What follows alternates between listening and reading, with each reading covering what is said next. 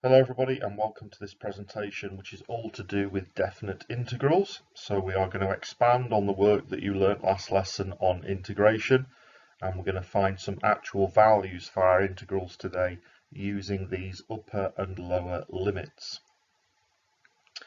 So the notation for a definite integral, which you can write down please in your notebooks, is something like this.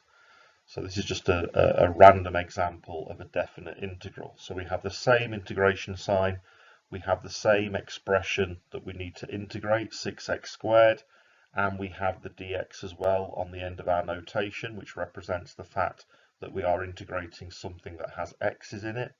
And then we have also, as an extra, we have our limits of 1 and 4. So the 1 is our lower limit and the 4 is our upper limit. And what this means is that we can calculate a value for this question rather than in our previous presentation where we were just working out an expression for the integral. So in this question we are going to be integrating 6x squared between the limits of x equals 1 and x equals 4.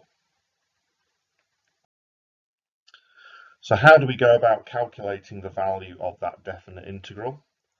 Well, the first thing we do is integrate as normal. So this is using the skills that we learnt in the previous presentation. And if we integrate 6x squared, then we would raise the power by 1 to give 6x cubed, and then we would divide through by that new power, which would give us 2x cubed.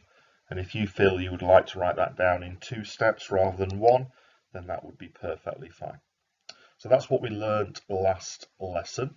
Notice how I haven't put the plus c on the end of my answer, and we'll talk about why that is in just a moment. The next part of the integration is once we have integrated the 6x squared, we enclose that integral within square brackets, and the reason why we have those square brackets is so that we can place our limits on the top and the bottom of those square brackets to represent the values that we are dealing with. The next thing we would do to perform this definite integral and find a value is we would substitute the upper limit into the integral. So there is me replacing x with 4, and I can calculate that in just a moment. And then the second part of the process is to sub in the lower limit into my integral. So I have replaced x in the integral with the number 1. And then finally we subtract those two values together. So it's not particularly tricky, but we see lots of numerical errors made when calculating these definite integrals, particularly when you start using negative values for limits. So use of brackets is often encouraged, and having this calculation all on one line of your notebooks would be very beneficial for you, so that you can show the examiner how you're laying out your answer in a nice, clear manner. And when we work out the value of those two calculations and then subtracting them gives us an answer of 126. So please make sure you check that for yourself and agree with the answer that's given there. Okay, so now we've learned about the process of finding the value of a definite integral, it's time for you to have a go and a play around with some questions for yourselves. So here are three. The first couple are exactly the same type of question as we've just looked at, where you're finding the value of the integral between two limits. And then in the question at the bottom, we've actually been given the answer to the definite integral of 24, and it's your job, using the skills that we've just talked about, to try and find the value of a that works to give that answer of 24. So you can work through these for as long as you need. Just pause the video, and then once you've had a go at the three questions, press play again, and I will go through the answers. Okay, good. So hopefully you've attempted those three. Let's have a look and see whether your answers are the same as mine. So in number one, the first thing we would do is integrate the expression. So the use of square brackets, remember, and to have the limits put on those square brackets is good notation. And when I integrate x squared, I get x to the power of 3 over 3. And if I integrate the 2 with respect to x, I get 2x. So that would be step number 1. And then my next job is to put those limits into my integration. So this is me doing that, and I'm showing the calculations that I have to perform very clearly, all on one line, subbing in the 3, subbing in the 2, subtracting the 2 answers, use of brackets, everything that we spoke about in the example question. And if I work out the value for each of those and take them away from each other, we should get an answer of 13 over 3. And later on in this presentation, we'll have a chat about what that value actually represents. The other thing that I want to mention at this stage is why we do not need the plus c on the end of the integration when we're dealing with a definite integral. Well, the fact of the matter is that if we were to put the plus c within our square bracket, it wouldn't be wrong. But the reason why we don't need to do that is because if I replace the integral with the value of 3, and if I replace the value inside the integral of x of 2 and subtract them, if I did have a plus c in each of those brackets, when I subtract them, the c's will just cancel each other out. So you can include the plus c if you would like to when dealing with a definite integral, but it is not necessary for you to have to do that. Unlike in our first presentation, if you don't have limits, then you must make sure you keep the plus c on the end of your answer. Good. Number 2, a little bit more tricky. So how would we go about integrating 1 over 2x to the power of 4? Well, the first thing I would need to do is I would need to write that in a different form. So instead of writing it in fractional form, I'm going to write it using negative powers. So this is a skill that we looked at a few weeks ago now. So an alternative way of writing this expression would be a half x to the power of minus 4. And one of the common mistakes that we see when students do that is that they write it as 2x to the minus 4. That's not the case. This expression that you're seeing in the second question would be written in a different way as a half x to the minus 4. And then if you raise the power by 1, you'll get minus 3. And if you then divide through by that new power, you end up with minus a sixth x to the minus 3, which can be written in fractional form like this. So before we even start putting the limits in, that's quite a little challenge there for you to integrate the original expression. So please make sure you have a play around with that and you're absolutely clear as to why the integral of 1 over 2x to the power of 4 is equal to minus 1 over 6x cubed. Any problems, have a chat with your class teacher about that, please. Okay, so we're now ready to put our limits in. So we're going to put our upper limit in first, which is the minus 1. We're going to put the lower limit in second, which is the minus 2, and then we're going to take those two values away. And again, you know, this is just now a case of a bit of number crunching. Take your time with it, do it in steps if you need to. Don't try and do too much on your calculator all at once, or you might find that you get the wrong answer. But at the end of all of this, you should find you get an answer of 7 over 48. And again, if you don't get that and you're not sure why, then just have a chat with your teacher about why you've made a mistake. Okay, and then we've got number 3, which is quite a nice little question, which gives you the answer for the integral, and you have to work backwards to find the value of a. But the way that we're going to approach it is no different to how we did numbers 1 and 2. We're going to integrate, we're going to put our limits in, and then when we subtract the two answers, we know that we're going to get an answer of 24. So how do we go about it? Well, first of all, we're going to multiply out the brackets. Okay, so we do not integrate by integrating the x and then integrating the bracket and then multiplying the two together. We would multiply the brackets out first and then integrate each of the terms. So we get 5x to the power of 4 for our first term, and we get 2ax for our second. Job number 2 is now to do the actual integration itself. So we are going to raise the power by 1 and divide through by the new power. So 5x to the power of 4 becomes 5x to the 5 over 5. So when you cancel that out, it becomes x to the power of 5.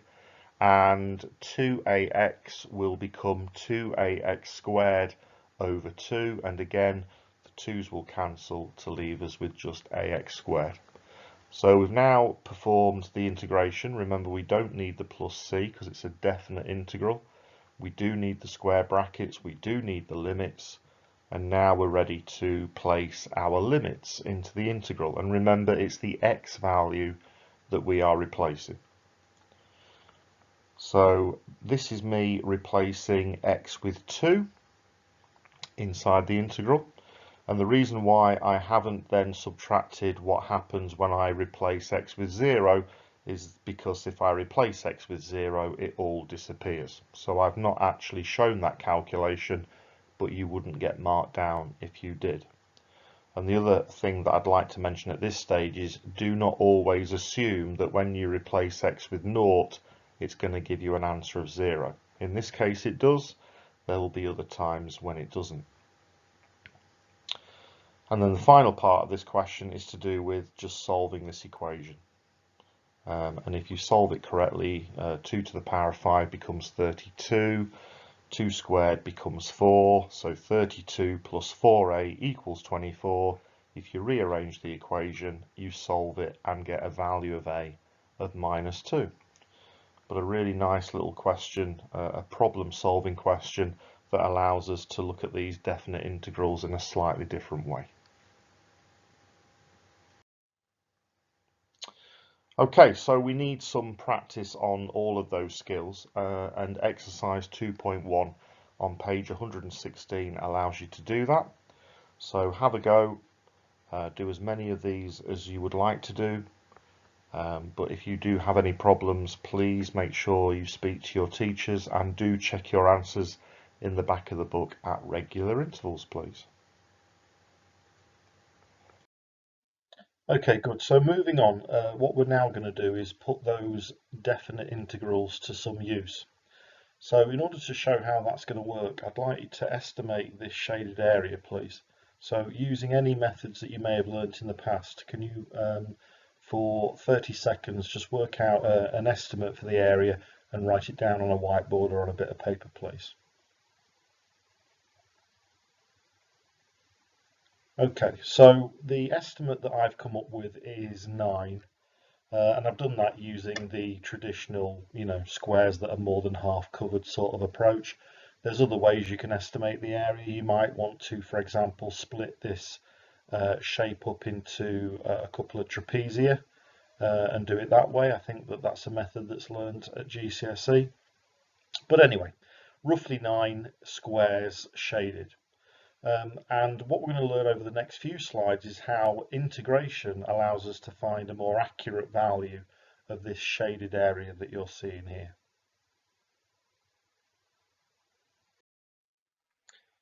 Okay, good. So if I want to find an actual area rather than an estimate for the area, I can use integration. And I can use a definite integral where the upper and the lower limits are the values on the x-axis from where my area starts to where it finishes. So this is obviously a graphical representation of what I'm trying to find. If I use integration to find this area, it would be written down like this. So you can see the limits there of 1 and 3. They represent the values on the x-axis. I've got the equation of the curve, which is x squared, and I'm going to be integrating that equation, that x squared, between 1 and 3 in order to find the exact area rather than an estimate. So I've integrated to give me x cubed over 3. I'm now going to substitute those limits of 3 and 1 into that integral and then subtract the two answers to give me my result. So these are all the skills that we've learnt over the last couple of presentations. And we end up with an answer of 26 over 3. We don't need to change that into a mixed number. It's perfectly okay to leave your answer as 26 over 3. and that would be the exact shaded area. Okay, good. So rather than me talk through these three without you having a go first, I'm gonna ask you to pause the video, spend some time trying to calculate the three areas that you're seeing here for these three different diagrams, and then once you've had a go, by all means press play, and I'll go through some answers and see whether your answers are the same as mine. So have a go, pause the video, and then I'll go through them after you've had a go yourself. Okay, let's have a look at number one then. So number one, we are going to be looking for the shaded area between 0 and 6. So they're going to be my limits. And I'm going to integrate the 5x plus 6 minus x squared between those two limits. So here is me doing that. So I'm raising the power by 1 and dividing through by the new power like we've learnt over the past couple of presentations. Don't forget that 6 integrates to 6x. And then I'm going to place the value of 6 into the integral. I'm going to place the value of 0 into the integral. And if you do that correctly and subtract the two answers from each other, you end up with an answer of 54. So, I mean, obviously I've done a bit of paraphrasing there. You might want to write down, or I would imagine you would write down a few more lines of working than is shown here. But at the end of the day, the answer that you should get is 54 for the area of this shaded area. Okay, let's move on to number two. So the first thing that I notice about number two is that the area that I am trying to find is below the x-axis. So will that mean that I get a slightly different type of answer to number one? The answer is yes, and hopefully again you've gone away, had a go at it, and you've investigated it for yourself to see how this question is working. So first of all, I need to integrate the equation 1 over x squared minus 2, and I'm going to integrate that between 1 and 2 in exactly the same way as I did for number one. So the other thing that we have to be aware of is that 1 over x squared can be written as x to the minus 2. That's how we would start this off, by writing it in a form that can be integrated. And then if you integrate both of those terms, you will end up with minus 1 over x minus 2x between 1 and 2.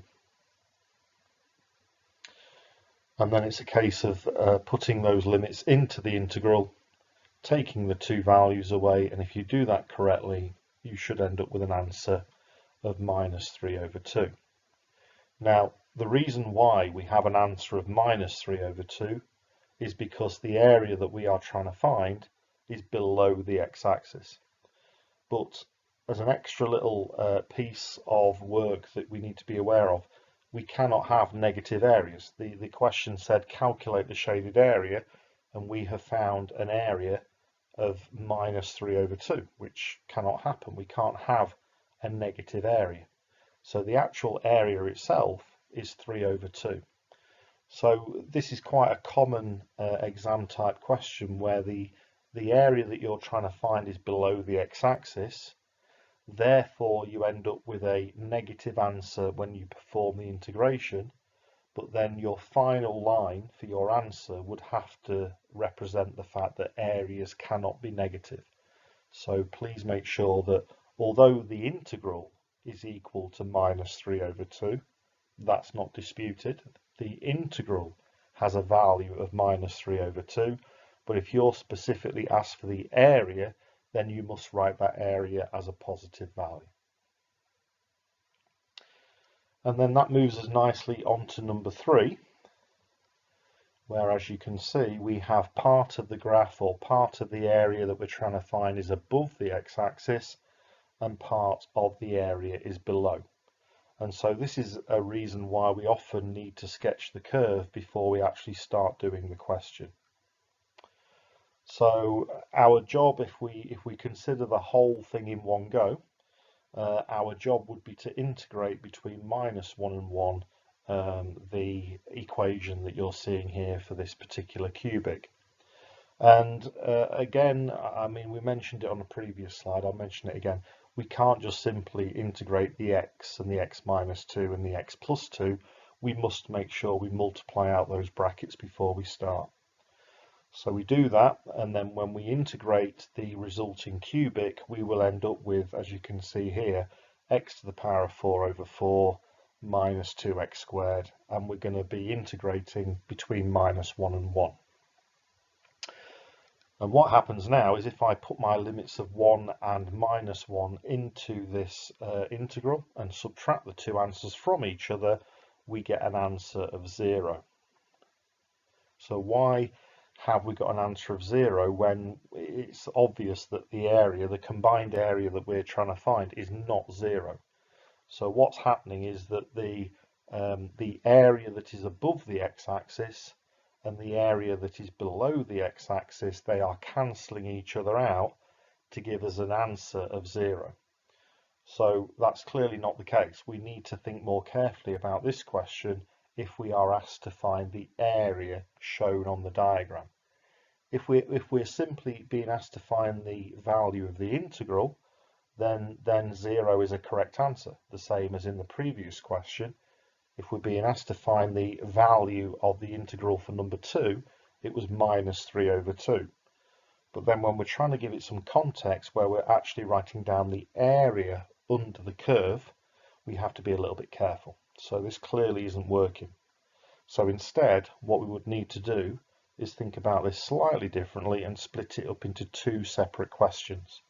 So what I'm doing here is I'm working out the area between 0 and 1. I'm just looking at the part of the graph that's below the x-axis.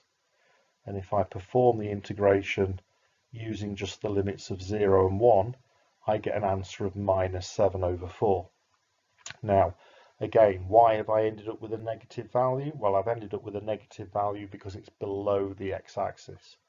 So the actual area underneath the x-axis is 7 over 4. Now, if I work out the area between minus 1 and 0, I will get an answer of 7 over 4 as well. So altogether, if I double the 7 over 4, I end up with an answer of 7 over 2. So have a play around with those a little bit more if you didn't get those answers. Understand the difference between the value of the integral and the value of the area. And for those questions where you've got a bit of the graph above the x-axis and a bit of the graph below the x-axis, and you're trying to find the area of the combined area, then make sure that you consider two separate integrals and add the two results together. So the final task that we're going to look at in this presentation is to try and work out the shaded area on this diagram. And this is quite, again, a common type of question where we have to use some problem solving techniques to find the total area. And what we're going to do to work out this total shaded area is we're going to split it up into three separate sections. So we're going to look at the integral or the areas between the limits of 1 and 2 on the x-axis. We're then going to look at the shaded area between 2 and 3 on the x-axis, and then we're going to look at the shaded area between 3 and 4 on the x-axis, and then we're going to add those three areas together. So again, this is a very common type of question that we see in the problem solving sections of textbooks or in exams. So let's concentrate on this first shaded area here. There's two ways you can approach this. You can either look at it as a trapezium, which is how I'm going to do it, and work out the area of the trapezium that you're seeing here. Or if you're not happy working out the area of a trapezium, you could always integrate between 1 and 2 the equation of the line. So what we're trying to do here is work out the shaded area underneath the line. This has nothing to do with the quadratic that you're seeing there as well. So either way is fine, but I'm going to go down the quick method and work out the area of this trapezium just using the formula half h times a plus b. And if we put those values in, the height, if you like, of this trapezia is 1. and then the two parallel sides have lengths of 1 and 3. And if you place that into the area of a trapezium formula, you end up with an answer of 2. So this first shaded area has a value of 2. This is the second area that I'm going to find, and for this I'm going to have to use integration. It's not a common shape, this shaded area here between 2 and 3, so I'm going to use integration, and I'm going to be integrating underneath the quadratic. So this has nothing to do with a straight line.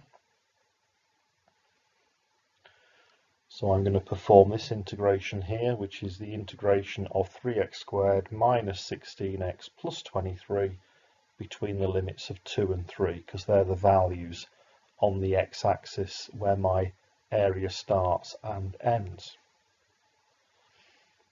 So here is me performing that integration, and then if I put the values of 3 and 2 into my integral and subtract the two answers from each other, I get an answer of 2 again. Purely coincidental, but I'm writing down that my area is equal to 2. And the reason, of course, why I am not getting any negative answers here is because these areas that I am finding are all above the x-axis, something which we talked about on the previous slide. Okay, and third and finally, my job is to find this shaded area here. But this one is a little bit more difficult, because the area that I am trying to find is not between the curve and the x-axis. It's between the line and the curve. So I have to think about this a little bit more carefully. So the way that I'm going to do it is I'm going to work out the area of this trapezium that you're now seeing that's been highlighted. So I'm going to work out the area of this trapezium using the same method as I did for the first area. And then what I'm going to do, once I've found the area of this trapezium, which has a height of 1, it has parallel sides of length 5 and 7. So if I plug those values into my area of a trapezium formula, I get an answer of 6. And then what I'm going to do is I'm going to work out the area of this pink shaded section. And I can do that using integration, because I'm going to be working out the area underneath the curve between the values of 3 and 4, which is exactly how I'm showing that in my working out. And if I take those two values away from each other, then I'm going to end up with that shaded purple section, which is the area that I want. So I'm setting it out nice and neatly. I'm showing the examiner exactly what's going on. I'm now going to be putting 4 and 3 into my integral and subtracting the two values from each other. And if you do that correctly, and by all means, of course, have a go at that for yourself. But if I do that correctly, I end up with 6 minus 4, which again equals 2. Again, purely coincidental, but this shaded section has an area of 2 as well. And therefore, to finish off, I would now write down that my total shaded area is equal to 6. Okay, so there's lots and lots of different types of question that we've looked at there. We've looked at finding areas that are above the x-axis. We've looked at areas that are below the x-axis, and you will end up with a negative value for your integral, which when you write down the area, you write down the positive part of that number. We've looked at a few situations where part of the area is above the x-axis and part of it is below, in which case we have to split it up into different parts. And then finally, we've looked at that problem solving question where you have to find lots of different areas and add them together at the end. So to give you plenty of practice in all those different types, here is an exercise that is really nice to practice those ideas. So page 118, exercise 2.2. Any problems, speak to your class teacher, and I will see you on the next presentation. Thank you very much.